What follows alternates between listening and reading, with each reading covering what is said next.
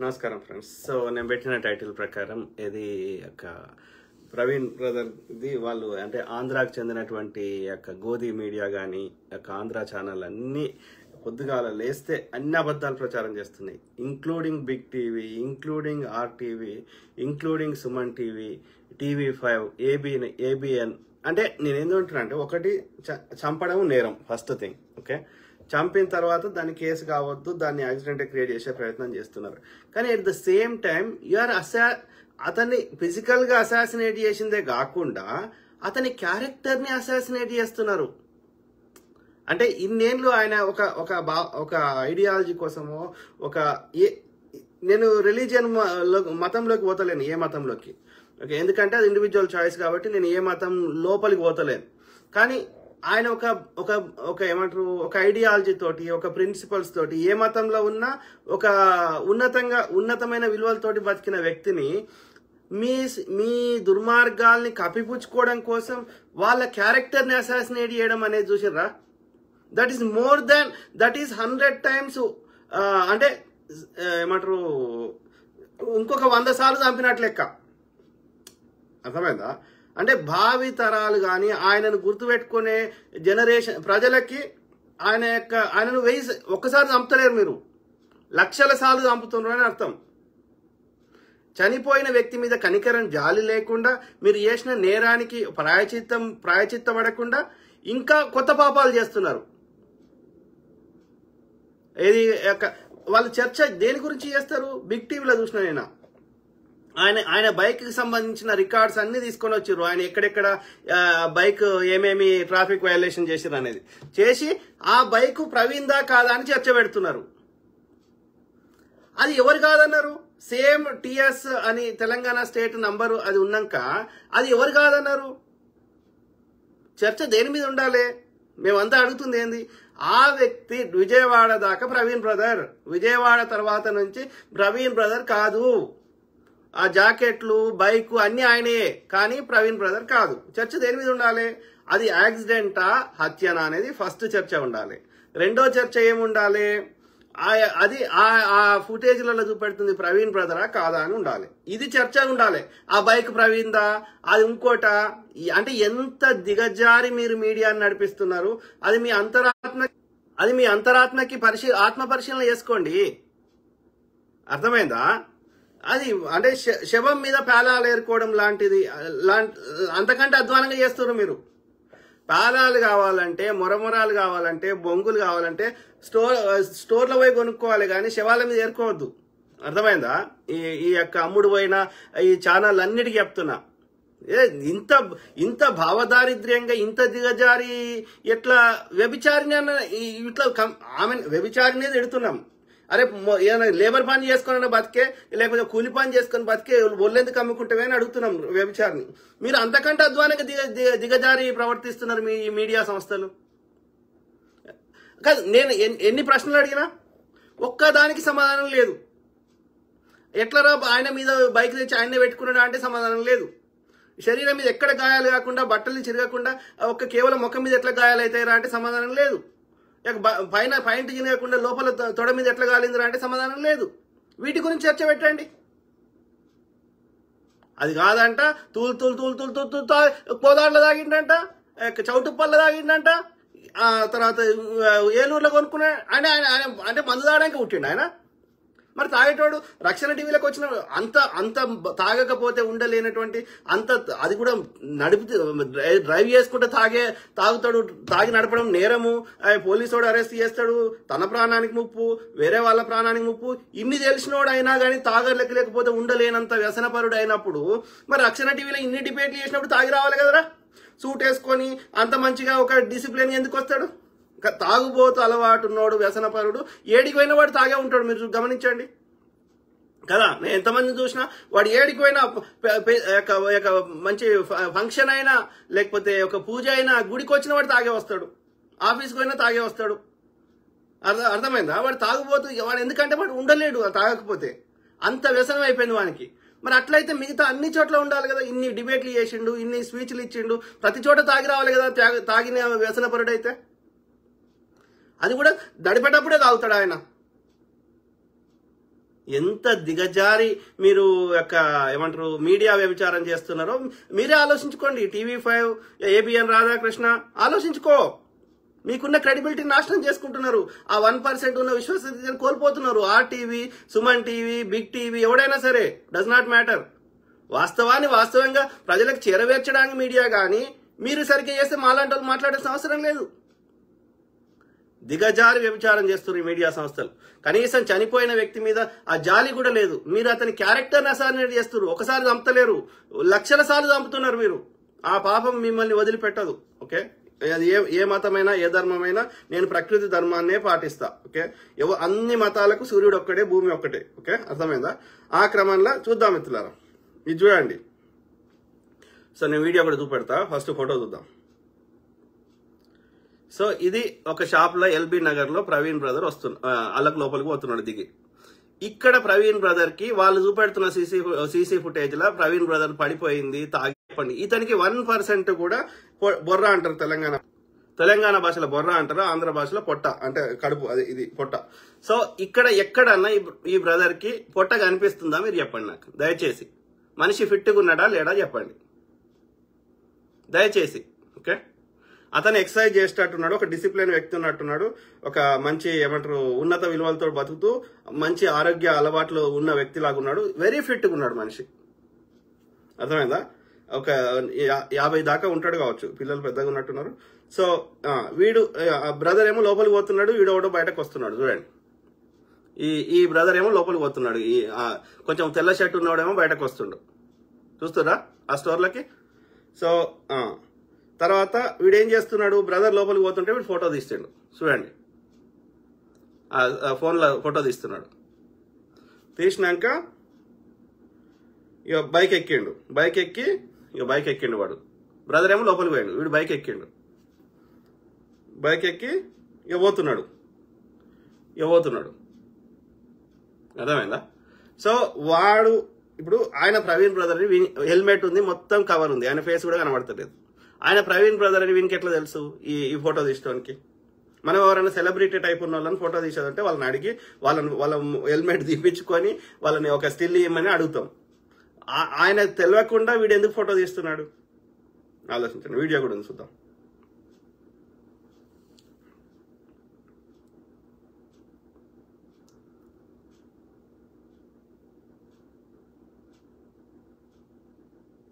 చూస్తారా? దిగండు ప్రవీణ్ బ్రదర్. పెద్దగా ఉందామా?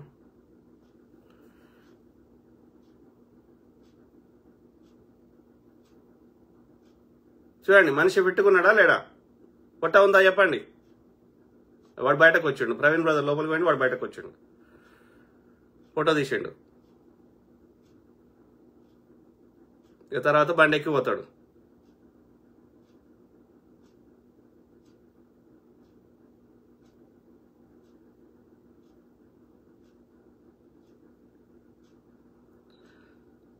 అంటే మాకు ఇవన్నీ కనబడతాయి కానీ ఈ ఛానళ్ళలో కనబడాయి ఇవన్నీ. చూడండి, బండి స్టార్ట్ చేసిండు. ఆయన ప్రవీణ్ బ్రదర్ అని మీకు ఎట్లా తెలుసు?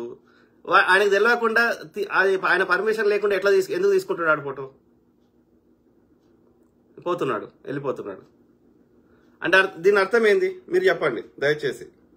ఇలా అంటే ఒక పథకం ప్రకారం ఆయన ఎక్కడికి పోతాడు ఏంది అనేది వీళ్ళకి ఒక కరెక్ట్ గా ఐడియా ఉంది. అంటే ఆయన ఫోన్ ని ట్యాప్ చేస్తున్నారు చాలా కాలం నుంచి అని మనకు అర్థమవుతున్నది. సో ట్యాప్ చేసి ఒక పథకం ప్రకారం ఆయన ఏడికి పోతుండ అని తెలుసుకొని ఆ పథకం ప్రకారం వీడు ఈ ఫోటో తీసినోడు వాళ్ళకి అక్కడ ఉన్న కిరాయి గుండా వాళ్ళకి ఎవరికో కాంట్రాక్ట్ సుపారీ గ్యాంగ్ కి వీడు ఫోటో పంపించిండు అని అర్థమవుతుంది. దాంతో పాటు నా అనుమానం ఆయన మొత్తం ట్రావెల్ చేసేటప్పుడు వీడో ఇంకోడో ఫాలో అవుతుండొచ్చు ఆయన ఎడికి పోతుండు ఏంది అనేది. ఎందుకంటే ఎప్పటికప్పుడు వాళ్ళకి ఇన్ఫర్మేషన్ సుపారీ గ్యాంగ్ చెప్పడానికి. అర్థమైందా? డెఫినెట్లీ ఉండి ఉంటుంది. కరెక్ట్ ఇన్వెస్టిగేషన్ చేసి వస్తాయి కానీ ఇది యాక్సిడెంట్ లెక్క క్రియేట్ చేసి కేసును క్లోజ్ చేయాలని ప్రయత్నం చేస్తున్నారు కావచ్చు. ఎందుకంటే ఆ పెద్ద తలకాయల పేర్లన్నీ బయటకు వస్తాయి కదా, అమిత్ షా పేరు, చిన్నజీఆర్ పేరు, లేకపోతే బీజేపీ ఎంపీ పేరు, వాళ్ళ అధికారంలో ఉన్న రాష్ట్రంలో ఉన్నారు, కేంద్రంలో ఉన్నారు. కాబట్టి ఈ కేసుని నీరుగార్చే ప్రయత్నం చేస్తారే కానీ ఈ ప్రజా కోర్టులో మాత్రం మీరు ఏర్పరచుకున్న కోర్టు వ్యవస్థలో దాన్ని ఏమారుస్తారేమో కానీ మీ అమ్ముడువైన వ్యభిచార మీడియాలలో అది యాక్సిడెంట్ కాదని ఆయన క్యారెక్టర్ని అసాసినేట్ చేస్తారేమో కానీ మా హృదయాల నుంచి ఆ యొక్క వాస్తవాలను మీరు ప్రజా కోర్టుల నుంచి మాత్రం తప్పించుకోలేరు. మీకు తప్పకుండా ప్రజలు శిక్ష వేస్తూనే ఉంటారు. అది ఒక్కసారి కాదు, నిరంతరం ప్రతి ఎన్నికలలో వేస్తూనే ఉంటారు. చూడండి, గలీజ్ నా కొడుకులు. ఆలోచించండి మిత్రులారా. కృపావారపు గుండుపు, మీరు చెప్పింది వాస్తవం అన్నా, దీంట్లో పెద్దవాళ్ళ హస్తం ఉంది. అందుకే ఆంధ్రప్రదేశ్ పోలీస్ వ్యవస్థ మొత్తం చేస్తుంది. Correct brother. ఎందుకంటే ఇక్కడ ప్రవీణ్ బ్రదర్ చాలా ఇప్పుడు నేను ఎట్లయితే అన్ని కూలంకషంగా దాని గురించి పూర్తి విశ్లేషణతోటి సామాన్యులకయ్యే భాషలో, అర్థమయ్యే భాషలో అచ్చ తెలుగులో ఏది చెప్పే ప్రయత్నం చేస్తుంటే ఇది జనాలకి సామాన్యులకు అర్థమైపోతున్నది. సో అదే విధంగా ప్రవీణ్ బ్రదర్ డిఫరెంట్ పాస్టర్ అయినప్పటికీ ఆయన ఈ ఏమంటారు ప్రతి విషయాన్ని అంత కూలంకషంగా విశ్లేషించి సామాన్యులకు అర్థమయ్యే భాషలో చెప్తుంటే ఈ ఏమంటారు వీళ్ళ తప్పిదాలన్నీ ప్రజలకు తెలుస్తుంటే, ఇప్పుడు కాదు వీళ్ళు చేసే దుర్మార్గాలన్నీ ప్రజల లోపల పెడితే చిన్నజీఆర్కి ఫాలోవర్స్ తగ్గుతారు కదా, రైట్? ఇలా హిందుత్వ పేరు మీదనే బతికేటోళ్ళకి తగ్గుతారు కదా ఈ దోపిడీ చేసేటోళ్ళకి, లేకపోతే వాళ్ళకి ఎన్నికలకు పడాయి కదా. సో కాబట్టి దే టార్గెటెడ్ హిమ్. ఇప్పుడు హోలీ పండుగ ఎందుకు, ఇప్పుడే చూసిన ఒక వీడియో, హోలీ పండుగ ఎందుకు చేసుకుంటున్నారు దాని గురించి దాన్ని పూర్తిగా ఒక సామాన్య అర్థమయ్యే భాషలో చెప్పిండు ఆ ప్రవీణ్ బ్రదర్. సో అది నచ్చుతుందా వాళ్ళకి? నువ్వు యేసు ప్రభు గొప్ప అని చెప్పుకో, వాళ్ళకి ఎవ్వరికి సమస్య లేదు. నువ్వు రాముడు ఇట్లా, సీత అట్లా, ఇంకోటి ఇట్లా అంటేనే వాళ్ళకి సమస్య. కత్తి మహేష్ బ్రదర్ని ఎందుకు చంపారు? రాముడిని ఏదో టీవీ స్టేషన్లో పోయి ఏదో అన్నాడు, నాకు కరెక్ట్ గుర్తులేదు ఏమన్నాడు, సీత గురించో ఏదో, రాముడు సీతను అట్లా వదిలేసిండో సంథింగ్ ఏదో అన్నాడు. సో ఇప్పుడు కూడా ఈ బ్రదర్ అన్ని ఇట్లా ఏమంటారు ఈ సనాతన అధర్మంలో ఉన్న అధర్మాలన్నీ చెప్తుంటే వాళ్ళ కూసాలు కదులుతుంటే వాళ్ళు తట్టుకోలేక ఒక పథకం ప్రకారం చేసిర్రు. ఆ కత్తి మహేష్ బ్రదర్ విషయంలో కానీ గద్దరన్న విషయంలో కానీ అది న్యాచురల్ గా క్రియేట్ చేసే ప్రయత్నం చేయడం వల్ల అది ఒకటి హాస్పిటల్లో చచ్చిపోయినట్టు, ఇంకోటి ఆ రోడ్డు మీద యాక్సిడెంట్ అయినట్టు, అది మోర్ న్యాచురల్ గా చేసిండ్రు కాబట్టి అలా దొరకలేదు, ప్రజలు న్యాచురల్ అనుకున్నారు. కానీ ఇక్కడ చేద్దామని ప్రయత్నం చేశారు కానీ ఫెయిల్ అయ్యారు. ఓకే, ఎందుకంటే వాళ్ళు కరెక్ట్ అయిన సుపారీ గ్యాంగ్ ను ఇది ఎంచుకోలేదు, అంటే సెలెక్ట్ చేసుకోలేదు. ఫుల్ ట్రైన్డ్ లేరు. ఒక సంపుడు వరకే ట్రైనింగ్ ఉన్నది కానీ ఆ సంపిన దాన్ని న్యాచురల్ డెత్ లెక్క క్రియేట్ చేయడంలో వాళ్ళకి ట్రైనింగ్ లేదు సరిగ్గా. సో అక్కడ ఫెయిల్ అయిన వాళ్ళు. ఓకే, గలీజ్ నా కొడుకులు. ఈ సనాతన అధర్మంలో ఉన్న అధర్మాలని ఎవడన్నా ఎత్తి చూపెడితే వాటిని సరిదిద్దుకోండి. ఏ మతంలో అయినా అదే చెప్తున్నా. అది 2000-3000 సంవత్సరాల కింద రాసిన పుస్తకాలు ఇప్పుడు యాజ్ ఇట్ ఈజ్ గా వర్తించడం కష్టం కాబట్టి, పాటించడం కష్టం కాబట్టి, ఆ ఏ ధర్మంలో ఉన్నా ఏ మతంలో ఉన్నా ఆ 2000 సంవత్సరాల కింద వాటిని ఇప్పుడు రాజ్యాంగం ఉంది, అమెండ్ చేసుకోం మనం. 100 సంవత్సరాల కింద రాసిన పుస్తకాన్ని మళ్ళీ అమెండ్ చేసుకోం. అప్పుడున్న ప్రజల ఆలోచన విధానానికి ఇప్పుడున్న ప్రజల ఆలోచన విధానానికి అలవాట్లకి తేడా కాలేదా? అయినప్పుడు దాన్ని ఇప్పుడు న్యూ టెస్టిమెంట్ ఓల్డ్ టెస్టిమెంట్ పుస్తకాలు రాసుకోలే. సో కాబట్టి అందులో ఏమన్నా చెత్త ఉంటే చెత్తని కడిగేసుకోండి. అప్పటి ప్రజల ఆలోచన విధానం కంప్లీట్ డిఫరెంట్ ఉండే. అప్పుడు కరెక్ట్ అనిపించింది, ఇప్పుడు కరెక్ట్ అనిపించకపోవచ్చు.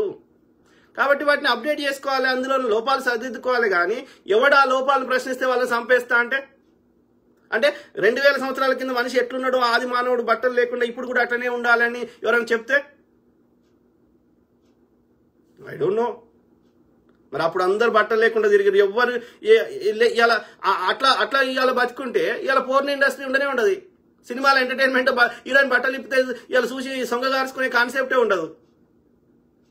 అప్పుడు అందరు బట్టలు లేకుండా తిరిగారు కదా, ఎవరికి ఏ ఫీలింగ్ రాలే కదా. జంతువులు బట్టలు లేకుండా తిరుగుతున్నాయి కదా, ఎవరికి ఏ ఫీలింగ్ రాలే కదా. అంటే మన మైండ్స్ కరప్ట్ చేయబడ్డాయి. కాబట్టి అప్పుడున్నట్టుగానే ఇప్పుడు మన ఎవ్రీథింగ్ అప్పుడు 3000 సంవత్సరాల కింద రాసిన పుస్తకాలు యాజ్ ఇట్ ఈజ్ ఇప్పుడు వర్కౌట్ కావడం కష్టం. కాబట్టి మీ అన్ని మతాల్లో ఉన్న వారి పెద్దలకు నేను ప్రాధేయపడుతున్నా, రిక్వెస్ట్ చేస్తున్నా, వాటిని సరిదిద్దుకోండి అది అన్ని మతాలకు వర్తిస్తుంది. ఇస్లాంలో కూడా మహిళని ఆ విధంగా చూస్తే ఆ మహిళలు ఒకప్పుడు భరించారు, ఇప్పుడు భరిస్తలేరు. ఇంక్లూడింగ్ ఇస్లాం పుట్టిన సౌదీ అరేబియాలో కూడా ఇవాళ వాళ్ళు లిబరలైజ్ అయిపోయారు. దుబాయ్ని చూసి వాళ్ళు కూడా నేర్చుకున్నారు. They are giving more freedom to women. ఎక్కడ ఇంకా అది ఉన్నది అంటే ఈ ఆఫ్ఘనిస్తాన్ లాంటి తాలిబాన్ లాంటి మెంటాలిటీ ఉన్నారు. అక్కడ ఆ తాలిబాన్లు ఆకుపచ్చ తాలిబాన్లు ఉంటే మన భారతదేశంలో ఈ ఆరెంజ్ తాలిబాన్లు ఉన్నారు. సో వాళ్ళ ఆలోచన అక్కడనే వచ్చింది, 3000 కిందనే వచ్చింది, ఇంకా మళ్ళీ మారతలేదు. కానీ ఆ తాలిబాన్లు కూడా మెల్లమెల్లగా మారుతున్నారు. కానీ ఈ ఆరెంజ్ తాలిబాన్లు ఎప్పుడు మారుతున్నారో నాకు తెలుస్తలేదు. ఈ ఆర్ఎస్ఎస్ బీజేపీ ఆర్ఎస్ఎస్ చేత నా కొడుకులు అర్థమైందా. ఇక దుబాయ్ అయితే మోర్ లిబరల్ అయిపోయింది. అంటే ఇస్లాం పుట్టినటువంటి హార్డ్ కోరు ఈ యొక్క ఏమంటారు కన్జర్వేటివ్ సొసైటీ కూడా మారిపోతున్నది, సొసైటీ ఆ యొక్క పరిస్థితులకు అనుగుణంగా. కాబట్టి ఏ మతంలో లోపాలుంటే సరిదిద్దుకోవాలి. కానీ ఎవడు ప్రశ్నిస్తే వాడిని హింసిస్తా చంపుతా అంటే మేము ఊరుకోం. అన్ని మతాల వారికి చెప్తున్నా. మళ్ళీ నేను ఒక్క మతం హిందుత్వం గురించే హిందుత్వం కాదు, సనాతన అధర్మం గురించే మాట్లాడతావు అని అన్నారు అనుకో. కాదు, అన్ని మతాల వారికి చెప్తున్నా. కాకపోతే ఆ కంపేర్ చేసినప్పుడు వాటిలలో కొంచెం తక్కువ శక్తి ఉంది, ఈ సనాతన అధర్మంలో ఎక్కువ శక్తి ఉంది. 90% శక్తినే, అలా 50% శక్తి ఉంది ఇస్లాంలో కానీ క్రిస్టియన్లో కానీ. గోలి Vinod Kumar, what about UPI transactions? అదే బ్రదర్, యూపీఐ ట్రాన్సాక్షన్స్ లో నాకు వచ్చిన సమాచారం మేరకి 6.2 crores 6,20,00,000 ఏది అది ఆ యొక్క ఛత్తీస్గఢ్, ఆ యొక్క ఏది జార్ఖండ్, రాయ్గఢ్ ఈ 3 ప్రాంతాలకి 8 అకౌంట్ నంబర్తో ఉన్నటువంటి ఆ యొక్క అకౌంట్లకి ట్రాన్స్ఫర్ చేయబడ్డాయి అని నాకున్న సమాచారం. అది ఎవరు చేయాలి?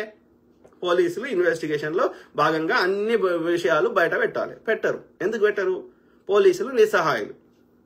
అర్థమైందా? పోలీసులకు ఇచ్చిన మార్గదర్శనం ఏంటంటే ఇది యాక్సిడెంట్ కింద క్రియేట్ చేసి కేసు క్లోజ్ చేయమని.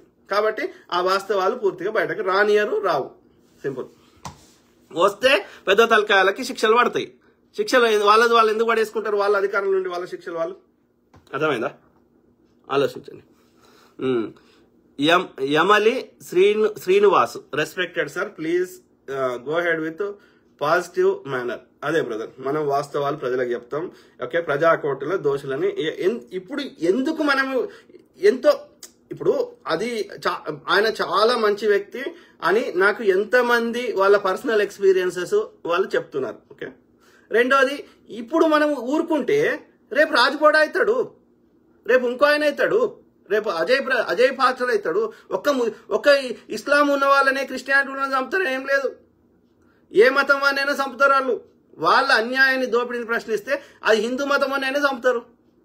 ఎంతమంది ఇవాళ సంజీవ్ భట్ అనేటువంటి ఒక ఐపీఎస్ అధికారిని 20-30 ఏళ్ల నుంచి జైల్లో పెట్టిర్రు. ఏం చేసిండు ఆయన నేరం?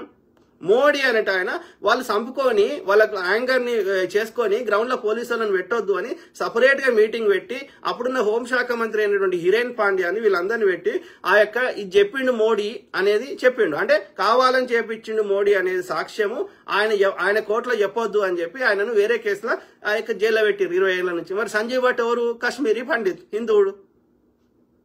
హిరేన్ పాండ్యా ఎవరు? హిందువుడు. కరసేవకులు ఎవరు? హిందువులు.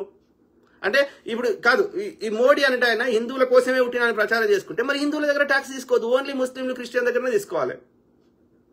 నేను ఏమంటున్నా, వాళ్ళు అందరికీ ద్రోహం చేస్తున్నారు. బ్రాహ్మణులు పైన ఉండాలి తప్ప పైసలు దేశంలో పైసలని గుజరాతీ వ్యాపారుల దగ్గర, లేకపోతే గుజరాతీ నాయకుల దగ్గర, లేదంటే బీజేపీ ఆర్ఎస్ చెందిన బ్రాహ్మణుల దగ్గర ఉండాలి తప్ప మిగతా అందరిని ద్రోహం చేస్తున్నారు. హిందువులకే ఎక్కువ. భారతదేశంలో 80-90% మంది హిందువులు ఉన్నప్పుడు వాడు మంచి చేసినా చెడు చేసినా హిందువులకే జరుగుతుంది కదా. కరోనాలో ఎక్కువ మంది చచ్చిపోయింది హిందువులా, ముస్లింసా, క్రిస్టియన్సా? చెప్పండి. నాకు తెలిసి హిందువులే.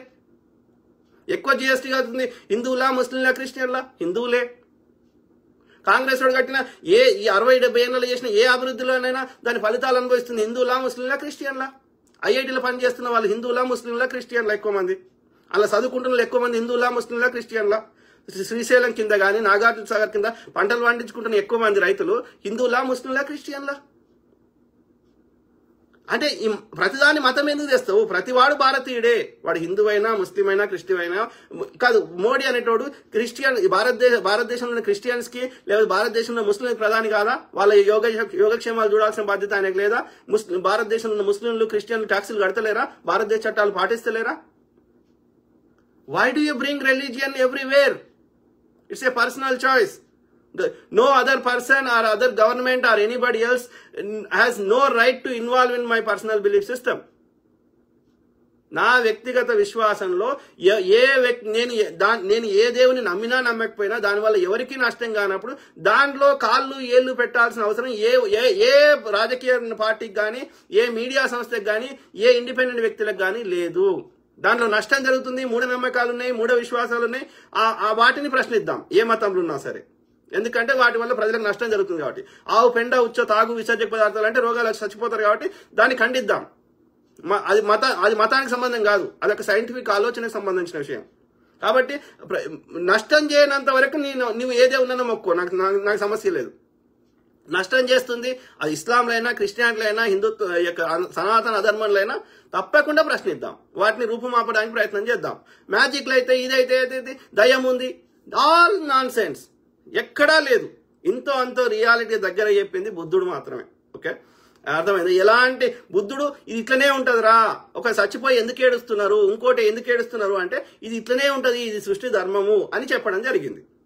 మనం మెంటల్ గా ప్రిపేర్ చేసిండు, ఒక కౌన్సిలింగ్ ఇచ్చాడు బుద్ధుడు అంతే. ఇక్కడ మ్యాజిక్ అవుతుంది, ఈ దేవుని మొక్కు, అద్భుతాలు అయితే అరచేతుల స్వర్గం వస్తుంది, ఇట్లా ఏనాడు బుద్ధుడు చెప్పలేదు. మిగతా అన్ని మతాల్లో చెప్పారు. అది సాధ్యం కాదు. సాధ్యమైతే అందరు మొక్కుతారు నేను సావద్దని, మరి ప్రతి మతం వాడు వస్తున్నాడు కదా. సో కాబట్టి ఏ మతం చెప్పినా అది ఒక విలువలతో బతకడానికి మతం చెప్పడం తప్ప మ్యాజిక్లు అయితే ఏ మతం వాడు చెప్పినా మళ్ళీ పదే చెప్తున్నా, ఒక సనాతన ధర్మమే కాదు, అది క్రిస్టియన్ వాళ్ళు దానిలో చెప్పినా, ఇస్లాంలో చెప్పినా వాడు తప్పు చెప్తున్నాడు. వాడి స్వార్థం కోసము ప్రజల్ని ఏమారుస్తున్నాడని అర్థం చేసుకోండి. Okay, simple. ఒక కౌన్సిలింగ్ పనికి వస్తుంది, రెండు రకాలుగా మతం యూజ్ అవుతుంది. ఒకటి మెంటల్ కౌన్సిలింగ్ అవుతుంది, మానసిక ప్రశాంతత దొరుకుతుంది. ఒక కౌన్సిలర్ దగ్గరికి పోయే బదులు, సైకాలజిస్ట్ దగ్గర పోయే బదులు వీళ్ళు కౌన్సిలింగ్ చేస్తారు, మనం మెంటల్ గా పీస్ చేస్తారు. రెండోది ఏంటంటే వాడు దానం చేయరా, 100 రూపాయలు సంపాదిస్తే 10 రూపాయలు ఇరా అంటే ఎవడియాడు. అదే ఇట్లా చేస్తే ఏమవుతుంది అంటే మనీ డిస్ట్రిబ్యూట్ అవుతుంది, కొంతమంది పేదోళ్ళు బతికే అవకాశం ఉంటుందేమో అని ఆశ, అంతే. అంతకు మించి ఎవడైనా అద్భుతాలు చెప్తుండని ఏ మతం వాడు చెప్పినా వాడు దుర్మార్గుడే. సింపుల్.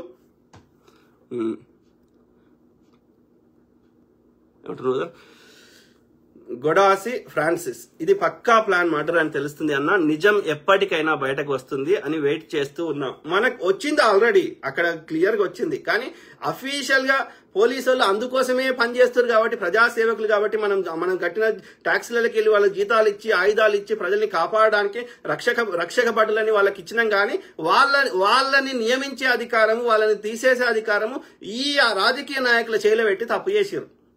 అప్పుడు ఉన్న పెద్దలు అంత దీర్ఘంగా మనమే డైరెక్ట్ ఎన్నుకోకుండా మనం ఎన్నుకున్న ప్రజాప్రతినిధులు ఎన్నుకుంటారు, మన గురించి పనిచేస్తారని మనం అనుకున్నాం అప్పుడు రాజ్యాంగం రాసుకున్నప్పుడు. కానీ అది నిజం కాదు.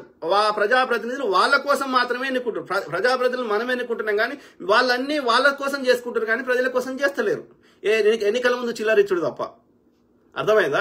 కాబట్టి ఈ వ్యవస్థ ఆ యొక్క ఇండిపెండెంట్ గా స్వతంత్రంగా పనిచేయాల్సిన వ్యవస్థలు స్వతంత్రంగా పనిచేయాలంటే సిబిఐ ఇండిపెండెంట్ పనిచేయాలి, హ్యూమన్ రైట్స్ కమిషన్ ఇండిపెండెంట్ పనిచేయాలి, ఎన్నికల కమిషన్ ఇండిపెండెంట్ పనిచేయాలి, అటనే పోలీస్ అధికారి ఇండిపెండెంట్ పనిచేయాలి.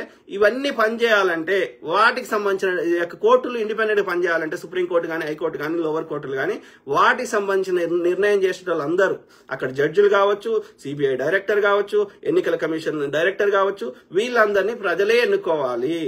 ప్రజలకి అంత నాలెడ్జ్ లేకపోతే కనీసం ఎమ్మెల్సీ లాగా గ్రాడ్యుయేట్లన్నీ ఎన్నుకోవాలి.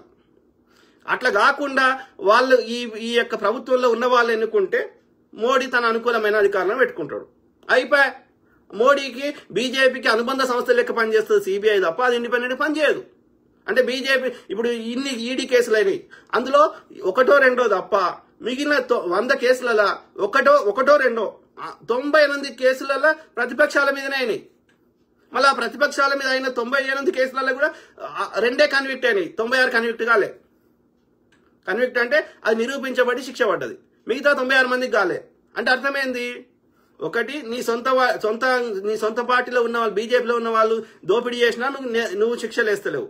ప్రతిపక్షాల మీద అన్ని కేసులు వేసి మరి వాళ్ళని దోషులుగా ఎందుకు శిక్ష చేస్తలేవు, కన్విక్ట్ ఎందుకు చేస్తలేవు?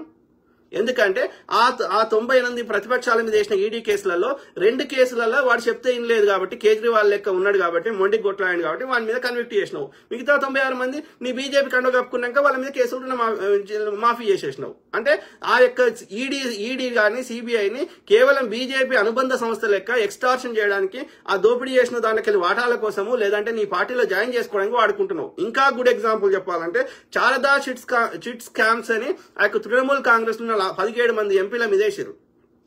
అర్థమైందా? అందులోకి వెళ్ళి ఒక సగం మంది బీజేపీలో జాయిన్ అయ్యారు. సెకండ్ టైం మళ్ళీ అదే సిబిఐ అదే శారదా చిట్ ఫండ్ స్కామ్ మీద మళ్ళీ నోటీసులు పంపించింది ఈడీ. పంపిస్తే సెకండ్ టైం ఈ తృణమూల్ కాంగ్రెస్ లో ఉన్న వాళ్ళకే పంపించింది. ఆ తృణమూల్ కాంగ్రెస్ నుంచి బీజేపీలో జాయిన్ అయిన వాళ్ళకి మళ్ళీ నోటీసు పంపలే. ఇలా ఆదర్ స్కామ్ అని ఆయన యొక్క మహారాష్ట్రలో ఆయన పేరు అజిత్, ఆయన పేరు మర్చిపోయినా. సో ఆయన ప్రతి ఇండిపెండెంట్ ఉన్న కాంగ్రెస్ లో ఉన్నప్పుడు ఆయన యొక్క కేసులు అన్యాయము కరప్షన్ అన్నాడు. ఆయన బీజేపీ కండు కప్పుకోగానే ఏ కేసు లేదు. ఇక మనకు అందరికి తెలిసిన ఆయన గాలి జనార్దన్ రెడ్డి కదా, గనులైన. సో ఆయన బీజేపీలో జరగానే ఎలాంటి కేసులు లేవు. అంటే ఈ ఇండిపెండెంట్ పనిచేయాల్సిన వ్యవస్థల్ని నీ యొక్క పార్టీ అనుబంధ సంస్థ లెక్క వాడుతున్నావు. నీ పార్టీ ఎదుగుదల కోసము లేకపోతే నీ దోపిడీ కోసం, వాడు దోసుకున్న దానికి నీ వాటాల కోసం ఎక్స్టార్షన్ చేస్తున్నావు. అర్థమైందా? వసూలు రాజా అంటారు కదా.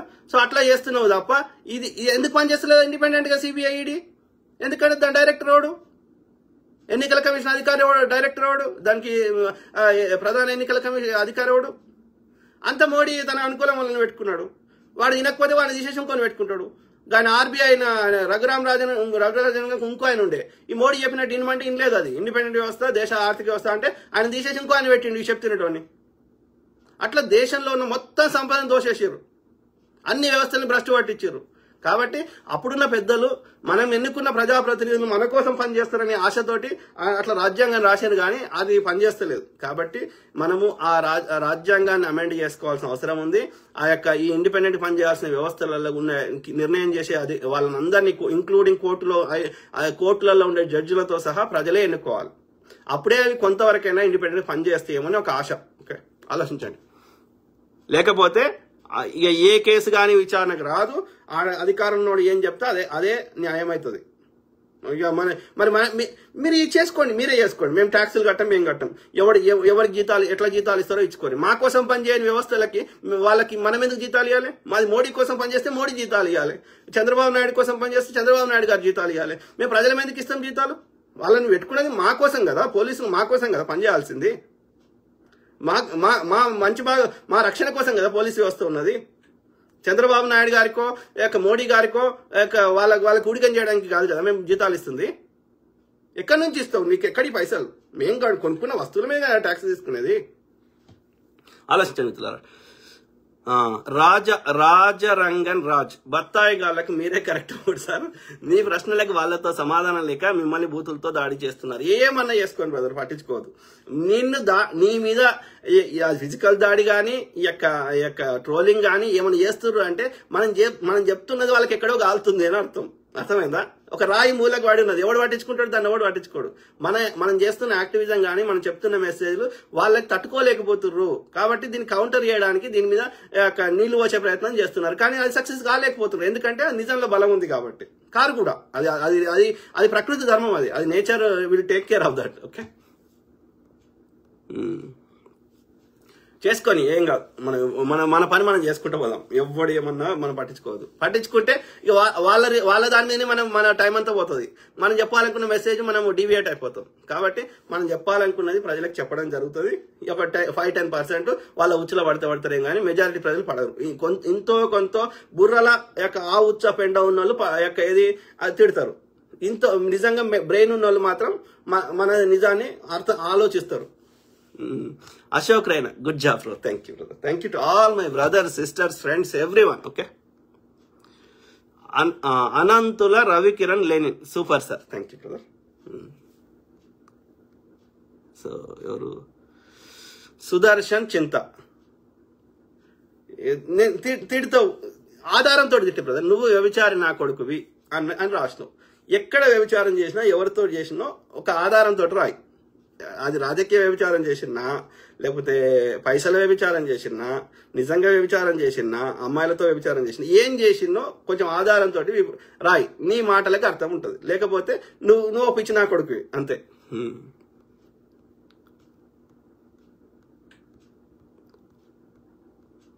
సాది మిత్రులారా, కీప్ టాకింగ్. ఇంకా ఒక 2 నోట్స్ క్లాస్లో చూద్దాం.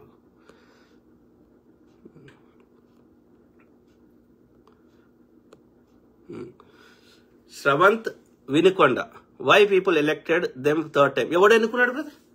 ఎవడు ఎన్నుకున్నాడు? 400కి అబ్కి బార్ 400కి పార్ అన్నాడు. ప్రభుత్వం ఏర్పడాలంటే ఎన్ని కావాలి? 565 ఎన్నో ఉన్నాయి కదా. సో అందులో సగం రావాలి కదా, 272 76 రావాలి. నాకు కరెక్ట్ ఎగ్జాక్ట్ నెంబర్ గుర్తులేదు. ఎన్ని వచ్చినాయి? 240 వచ్చినాయి. ఈ చంద్రబాబు నాయుడు అట్లనే అక్కడ నితీష్ కుమార్ గారు ఏది వాళ్ళకి సపోర్ట్ తీసేస్తే పడిపోతుంది గవర్నమెంట్. అది కాకుండా ఈ రేవంత్ రెడ్డి గారు ఏది మన యొక్క అసెంబ్లీలో అందరు ఓడిపోయారు. ఇవాళ బీజేపీ తెలంగాణలో 8 సీట్లు గెలిచిరు అన్నారు కదా, అందులో అసెంబ్లీలో అందరు ఓడిపోయారు. ఇదే ఈటల రాజేందర్ ఓడిపోయాడు, ఇదే రఘునందన్ రావు ఓడిపోయాడు, ఇదే బండి సంజయ్ ఓడిపోయాడు. అట్లాంటిది విత్ ఇన్ 3 months 6 months లోపల మళ్ళీ ఎట్లా గెలిచి బీజేపీ ఎంపీలు తెలంగాణలో 8 మంది గెలవలేదు. రేవంత్ రెడ్డి గారు గెలిపించారు. ఎట్లా గెలిపించారు? ఆ బలహీన అభ్యర్థులకు టికెట్ ఇచ్చిండు. ఇప్పుడు కరీంనగర్ ఎగ్జాంపుల్ చెప్తా. బండి సంజయ్ పోటీ చేసిన దగ్గర ఇక వెలచాల అంటే ఆయనకి ఇచ్చారు. ఆ వెలచాల అనే పేరు మీరు ఎప్పుడన్నా విన్నారా? ఎందుకు చేసిండు? అయితే రేవంత్ రెడ్డి గారు పైసలు తీసుకొని అయ్యాలి, లేదు అంటే ఓటుకు నోటు కేసు ఇంకో దాంట్లో కేజ్రీవాల్ లోపలేసినట్టో, లేకపోతే ఆయన హేమంత్ సోరెన్ లోపలేసినట్టో రేవంత్ రెడ్డి గారిని కూడా లోపలేస్తాను బెదిరించడు. ఈ రెండిట్లో దేనికి ఒక దానికి లొంగిండు రేవంత్ రెడ్డి. కాబట్టి బలహీన అభ్యర్థులు టికెట్ ఇచ్చిండు. ఇవ్వడం వల్ల ఆ యొక్క 8 సీట్లు వచ్చినాయి తెలంగాణలో. Same thing with Karnataka. DK శివకుమార్ది సేమ్ పరిస్థితి. అట్లా చేయడం వల్ల అక్కడ 13 వచ్చినాయి. ఈ 2 రాష్ట్రాల్లో 21 సీట్లు ఈడ రాకపోతే, దక్షిణాలు రాకపోతే ఆడ రాహుల్ గాంధీ ప్రధాని అవుతుండే, బీజేపీ వస్తుండే. ఇప్పటికి కూడా ఛాన్స్ ఉంది. చంద్రబాబు నాయుడు, నితీష్ కుమార్ గారు ఇద్దరు సపోర్ట్ ఎత్తేస్తే పోతుంది, బీజేపీ ప్రభుత్వం పడిపోతుంది. That it self A mandate కదా. మోడీ గారికి ఏది 1,00,000 అంతే వచ్చింది. మిగతా వాళ్ళకి 5 లక్షల మెజారిటీ తోటి గెలిచిన వాళ్ళు ఉన్నారు. యూపీలో ఎన్ని సీట్లు వచ్చినాయి బీజేపీకి? ఎన్ని కుట్రలు చేస్తే, ఎన్ని విడతలుగా పెడితే ఏమంటారు, అమెరికాలో బ్యాలెట్ మీద పెట్టినా కానీ విత్ ఇన్ 1 week లోపల రిజల్ట్ వస్తుంది. కానీ మన దగ్గర నెల రోజులైనా రిజల్ట్ పక్క పెడతారు. ఎందుకని? ఎన్ని రకాలుగా మోసం చేస్తే ముందు రోజు పోయి మొన్న ఢిల్లీలో ముందు రోజు పోయి వాళ్ళకి ఏం చేస్తారు, వాళ్ళకి ఎవరైతే ఓటేయరని తెలిస్తే వాళ్ళకి ముందు రోజే ఇంకంటి ఇస్తున్నారు. ఓకే, మీ ఇంటికే వచ్చి ఓటు తీసుకుంటారు అని చెప్తున్నారు, లేకపోతే పైసలు ఇస్తున్నారు, లేకపోతే బెదిరిస్తున్నారు, లేకపోతే ఒక బూత్లోకి వస్తే మీ ఓటు ఇక్కడ లేదని చెప్తున్నారు. లేదు అంటే వాళ్ళని ఏమంటారు, వాళ్ళని లోపలికి రాణిస్తలేరు. ఎన్ని రకాలుగా అబ్యూజ్ చేసి పొద్దుగాలు వేస్తే మతం పిచ్చి నింపి, వాట్సాప్లో చెత్త నింపి, మళ్ళా ఎన్నికల కమిషన్ కరెక్ట్ 2 మధ్యాహ్నం దాకా కరెక్ట్ ఉంటాయి పర్సంటేజ్లు, 50% కూడా కాదు. కానీ తెల్లారు చూసే వరకు విత్ ఇన్ 2 hours లోపల తెల్లారు చూసే వరకు 80% 90% ఓటింగ్ శాతం ఉంటుంది. ఎట్లుంటది? ఇప్పుడు కర్ణాటకలో అయితే ఒక గ్రామంలో అందరు కాంగ్రెస్కే ఓటేసారు, కానీ అక్కడ ఒక్క ఓటు కూడా కాంగ్రెస్ కి రాలే. మొన్న అనంతపూర్లో అనంతపూర్లో అది మొత్తం ఆడ వైసీపీకే ఎక్కువ అభిమానులు ఉన్నారంట. ఆడ వైసీపీకి ఒక్క ఓటు కూడా రాలేదు. వాళ్ళ కుటుంబ సభ్యులు కూడా వేయలేదా? అంటే యూఆర్ అబ్యూజింగ్. కాదు, గతంలో గన్ని సీట్లు వచ్చిన జగన్ గారికి 11 సీట్లు ఎట్లా వస్తాయి? అప్పుడు గతంలో చంద్రబాబు నాయుడిని మోసం చేసింది అదే ఈవీఎంల ద్వారా మోసం చేసిండు మోడీ. ఇక చంద్రబాబు నాయుడికి అర్థమైంది ఇది ఫేర్ ఎలక్షన్స్ లేవరా, నేను గెలవా అని చెప్పి వానితో దోస్తీ చేసుకున్నాడు. ఇక వానికి కావాల్సిన అమ్మాయిలను వంచుడు, పంపుడు, ఇంకోటి చేసుడు, అన్ని వానికి ఏమేం చేయాలో రాయబారాలను చేసి వీళ్ళ దిక్కు తీసుకున్నాడు. ఇప్పుడు సేమ్ అప్పుడు చంద్రబాబు నాయుడు ఏం ఫేస్ చేసిండో 2019లో ఇప్పుడు జగన్ ఫేస్ చేసిండు. అంటే అది ఫేర్ ఎలక్షన్ జరగలేదు కాదు.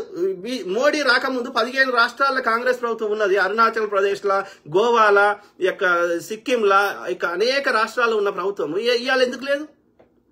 కర్ణాటకలో అయితే వాడు చెప్తున్నాడు, ఆర్ఎస్ఎస్ వాడు, ఏది అక్కడ కాంగ్రెస్ ఎమ్మెల్యేలని తీసుకొని పోయి అస్సాంలో గౌహతిలో దాచిపెట్టిండు.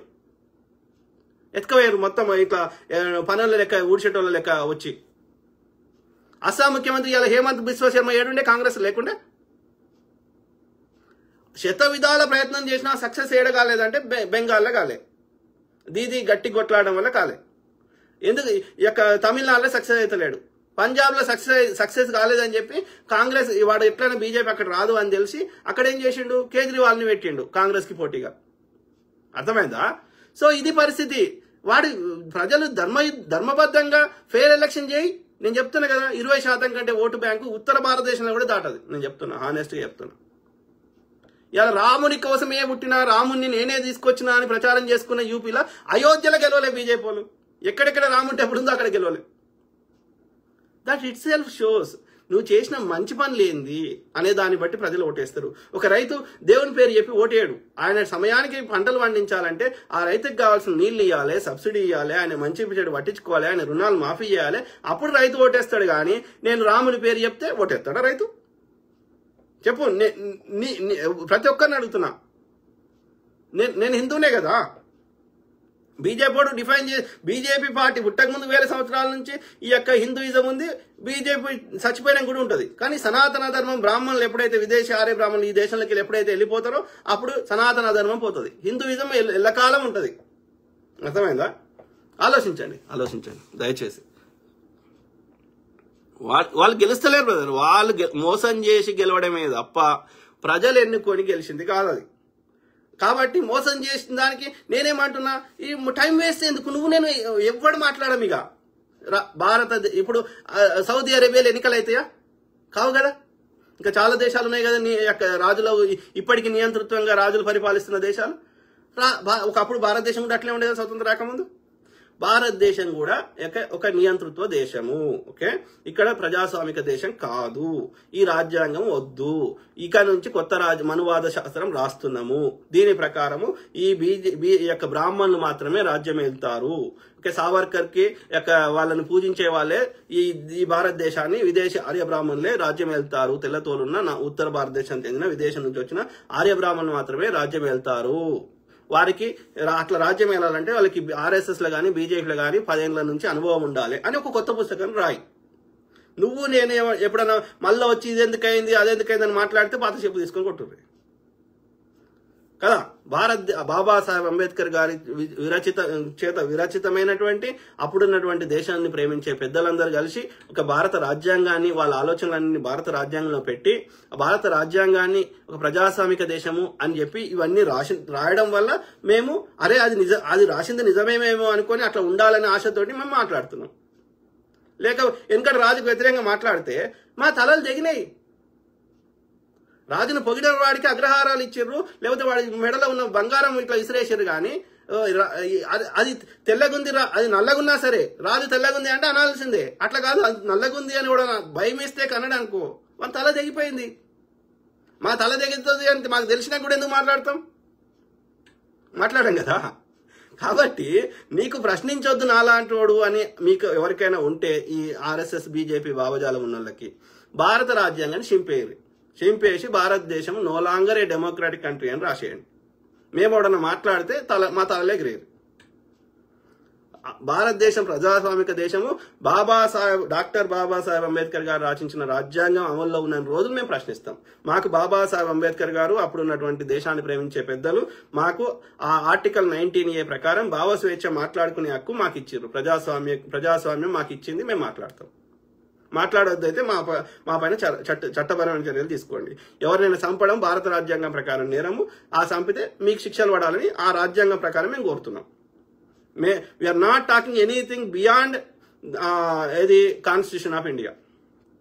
భారత రాజ్యాంగానికి భిన్నంగా నేను ఏమీ మాట్లాడతలేను. మాట్లాడితే నాకు నోటీసులు పంపండి, రెడ్ నోటీసులు, బ్లూ నోటీసులు, ఏమేమి నోటీసులు ఉంటాయి అన్ని పంపండి. నేను నా లాయర్ ద్వారా మీకు రిప్లై ఇస్తా. మీకు ధర్మబద్ధంగా కొట్లాడతా. ఇక లేదు ఎవరినో నల్లోనో ఐడి చేసుకుంటా ఇంకొని చేస్తా అంటే చేసుకోండి. నేను నా ఆత్మరక్షణ కోసం నేను చేసేది నేను చేస్తా. నువ్వు కొడుతుంటే నేనైతే చూసుకుంటా కూర్చోను. నువ్వు ఒక్కడి కొడితే నేను 4 కొడతా. అది ఇండియాలైనా అమెరికాలైనా. సింపుల్. వేణు మంచి విశ్లేషణ. Thank you brother. Srinivas D కుక్కలు మరుగుతుంటాయి వదిలే అన్న వాళ్ళు. కుక్కల గురించి మనం టైం వేస్ట్ చేసుకుంటలేము బ్రదర్. కానీ ఆ కుక్కల యొక్క ఏమంటారు, కుక్కల్ని నేను చాలా రెస్పెక్ట్ ఇస్తా. కుక్కలు అనే కంటే ఇంకా ఏదన్నా చీడ పురుగులు అందాం. ఓకే, ఎందుకంటే కుక్కలు చాలా విశ్వాసంగా ఉంటాయి, అది రక్షణ ఇస్తాయి, వాటికి చాలా అవి చాలా గొప్పవి. ఓకే, అది ఊర కుక్క అయినా ఇంకో కుక్క అయినా వాటికి సరైన ట్రైనింగ్ ఇస్తే నేను కుక్కలతో కంపేర్ చేయగానే చీడ పురుగులు, విద్వేష పురుగులు ఇంకేమైనా ఉందాం. సో వాళ్ళ గురించి నేను టైం వేస్ట్ చేసుకుంటలేను. నేను చెప్పే ఉద్దేశం ఏంటంటే వాళ్ళ చెత్త ట్రాప్ లో ఇంకొవరు పడకూడదు, మంచి నార్మల్ వాళ్ళు అనేదే మన బాధ. అందుకని ఈ ముచ్చట నార్మల్ వాళ్ళ కోసం, వాళ్ళ తప్పిదాలను ఎత్తు పెడుతున్నా కానీ వాళ్ళ గురించి ముచ్చట చెప్తలేము. వాళ్ళు మారరు, వాళ్ళు మూర్ఖులని తెలుసు. వాళ్ళు 1% కూడా మారరు. వాళ్ళు they are trained in they train themselves their brain in such a way. వాళ్ళకి పెండ ఉన్నది, వాళ్ళకి బ్రెయిన్ లేదు, వాళ్ళు ఉన్మాదులు, వాళ్ళు మారరు. కాబట్టి వాళ్ళ గురించి మనం టైం వేస్ట్ చేసుకుంటాం. వాళ్ళ ఉచ్చులో మంచి యువకులు, మంచి మంచి వాళ్ళు పడకూడదు అనేది మన బాధ. ఎందుకంటే యువకులకు చాలా వరకు చరిత్ర తెలియదు, ఏమి తెలియదు. కాబట్టి వీళ్ళ కోసమే మన టైం కేటాయిస్తున్నాం తప్ప నా ముచ్చట బీజేపీ ఆర్ఎస్ఎస్ల కోసము, ఆ చెత్తన ఉన్మాదుల కోసం కాదు, ఆ పెండ బ్యాచ్ కోసం కాదు, అంధభక్తుల కోసం కాదు. నా ముచ్చట కేవలం మంచి వాళ్ళ కోసం మాత్రమే, ఏ మతంలో ఉన్నా సరే. మారే శేఖర్, జై భీమ్ నమో బుద్ధాయ. జై భీమ్ నమో బుద్ధాయ. ఎవరు? ఎస్ కిరణ్ ట్యూసీ, బాగుంది, thank you. Pilli Venkateswara Reddy, you're right, thank you. So ఇంకా కొన్ని ఉన్నట్టున్నాయి. So thank you, you're good అని చెప్పిన ఎక్కున్నాయి. Why people elected third time అనేదానికి ఆన్సర్ చెప్పినాం. వాడు ఎన్నుకోలేదు, మోసం చేస్తున్నాడు. ఓకే, సో అది ఎన్నుకోలేదు కూడా, నిజం కూడా మెజారిటీ అంత మోసం చేసినా మెజారిటీ రాలేదు కాబట్టి ఎన్నుకోలేదు. ఓకే, సో మాట్లాడితే ఇంకా కొన్ని ఉండొచ్చు కానీ ఇక ఎక్కువ టైం అవుతుంది, చూసే వాళ్ళకి కూడా ఇబ్బంది అవుతుంది. ప్లస్ అన్ని థ్యాంక్ యూ ఎక్కువనే కాబట్టి మాట్లాడుతూనే ఉంటా, ప్రతి అంశం మీద అవగాహన చేస్తా. ఈ పర్టికులర్ ఇప్పుడు అయింది కాబట్టి ఇది మాట్లాడుతున్నాయి. ఇవి కాకుండా కూడా జనరల్ టాపిక్స్ గతంలోనే అన్ని అట్లే మాట్లాడినా. ఇవి keep talking on every public issue. Okay, ఏదైనా ఇంపార్టెంట్ ఉంటే ఇది మాట్లాడితే బాగుంటుంది, 4 మందికి ఎక్కువ తెలవాలి అని అనిపిస్తే నాకు షేర్ చేయండి నా ఫేస్బుక్ మెసెంజర్ లో. తప్పకుండా నాకు టైం ఉన్నప్పుడు చూసి దానికి అలా మేక్ సెన్స్ ఉంటే తప్పకుండా మీ తరఫున వాయిస్ ఇస్తా. I give voice for voiceless. Okay, అందరు బాగుండాలి, అందులో మనం ఉండాలి. సర్వే జన సుఖినో భవంతు. God bless all, take care, good night, bye.